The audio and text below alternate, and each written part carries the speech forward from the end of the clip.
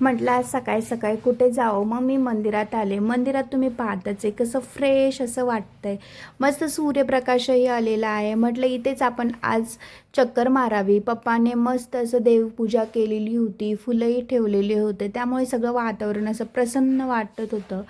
आणि मग काय माझ्या लक्षात आलं, अरे आपण तर आंघोळच नाही केली, मंदिरात आलो. मग मी असं बाहेरूनच पाय पडले आणि मग बाहेर गेले चक्कर वगैरे मारायला. आणि इकडे बघा किती फ्रेश असं वाटत आहे.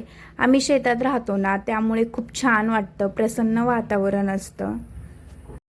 आणि मग मी पुढे गेले आणि पाहते तर काय मुंगूस चाललं होतं. म्हटलं त्याचाही व्हिडिओ काढावा. बघा ते कसं बघतंय मागे मागे, पाहताच तुम्ही कसं छान बघतंय ते. मग मी त्याचा व्हिडिओ काढला. असं मला आज मुंगूसचं दर्शन झालं. त्याला किती समजतंय, कोणतरी आपला व्हिडिओ काढते आणि आपण त्याला पोचच द्यावं. किती कळतं मुक्या प्राण्यांनाही. बघा ते.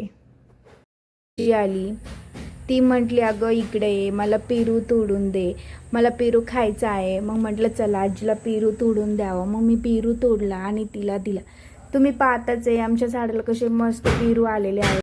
आणि असा होता आजचा माझा दिवस.